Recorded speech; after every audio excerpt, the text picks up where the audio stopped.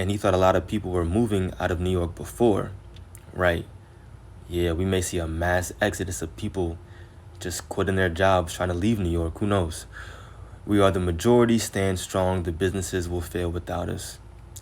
Close them all, vote that demon out. So, people don't really like this.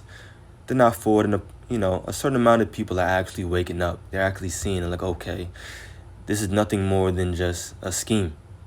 That's all it is. Not going to say too much. We got to watch our wording. But if the Spirit is working with you, then you should be able to see what's going on here. This person says literally makes no sense for safety or health as maxed or not. People can still pass the flu. You have to ask what's the reason. And you do. We should all be asking what's the reason. What's the bigger picture going on here? And of course, the bigger picture is prophecy. So with that being said, we'll jump over now to the book of Revelation 12 and 12. We'll get some of these obvious precepts that relate to this time. Revelation 12 and 12 reads, "Therefore rejoice, ye heavens, and ye that dwell in them.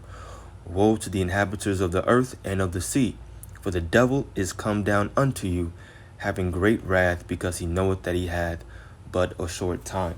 And we're going to keep bringing out, with that being said, these specific precepts because they're so relatable. And we're living in these times. You're going to see brothers bringing out these same exact precepts. And it's a good thing because that's what a watchman does. If you have like 2 or 3 people on post, they're not going to report different things. They're all going to report this one random person that they see riding up on their horse. They're all going to blow the same exact sound.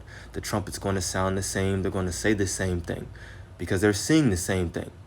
And so we bring out these precepts because it's a reminder.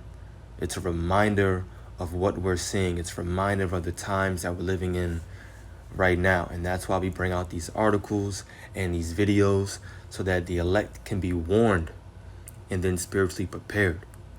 So Esau is coming down because he knows that he has but a very, very short time to rule. And like I mentioned, and I'll say it again, this is moving so fast. Just early last week, whenever I know I tried to put the video out as soon as I seen the article, but whatever, it was Wednesday, Thursday, Friday, late last week. Just then they were talking about these federal employees having to get the vaccine. Facebook and Google, Walmart, these big companies saying, okay, well now it's also mandatory for our employees to get the vaccine. Now all of a sudden it's only Tuesday what, August 2nd, I believe, August 2nd or the 3rd, tripping. But either way, things are just moving fast. And that's exactly what our forefather Habakkuk said. Habakkuk 2 and verse 2. I'll start at 1.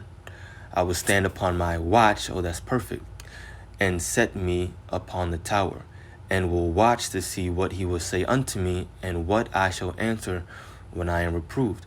And the Lord answered me and said, Write the vision, and make it plain upon tables, that he may run that readeth. For the vision is yet for an appointed time, but at the end it shall speak and not lie." And the vision is definitely speaking right now in these times. It's moving so fast. We see that Esau, Edom, is truly striving to put his plans into motion that we've known he's had for years, for a very long time. And of course, as the saying goes, don't let any, what is it? It's not a pandemic. It may be pandemic. I don't know, but go to waste.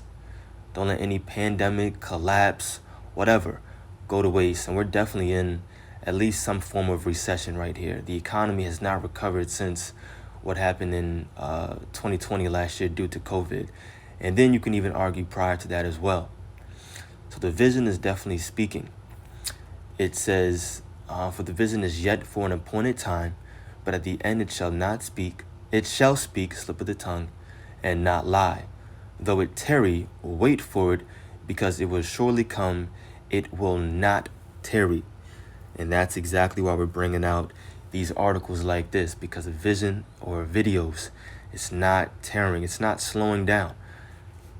Let me just look up that word tarry to see exactly what it says.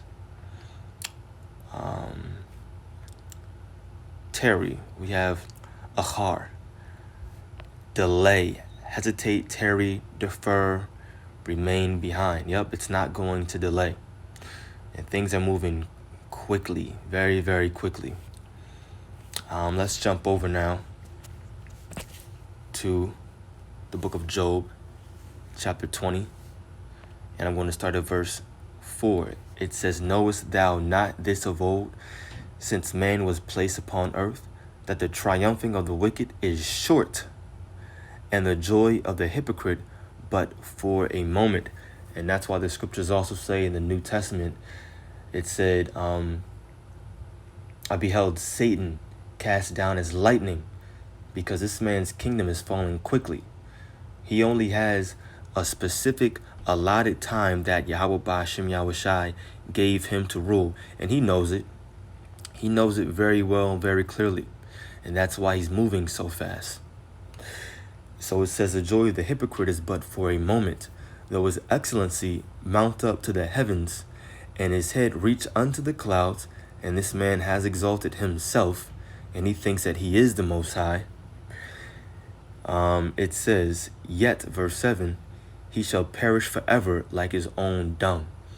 They which have seen him shall say, where is he? And that's what we're looking forward to. We're looking forward to this man being brought down, and that's exactly why, and we'll end off with this scripture. We saw that video on TikTok. 2nd Ezra, the 6th chapter, states that Esau is the end of the world.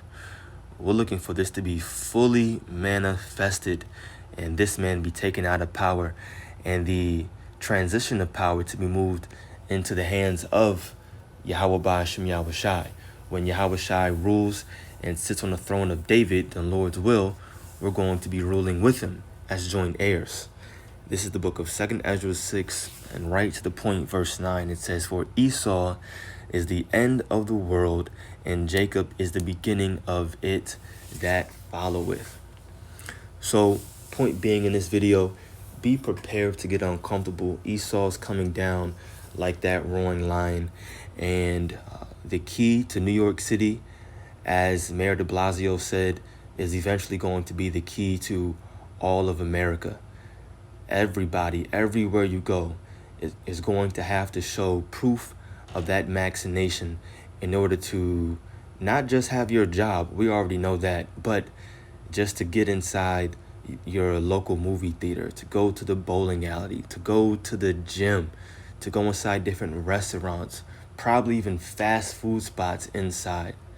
I guarantee when this happens in New York, you're going to have increased business in the actual fast food lines outside. Watch.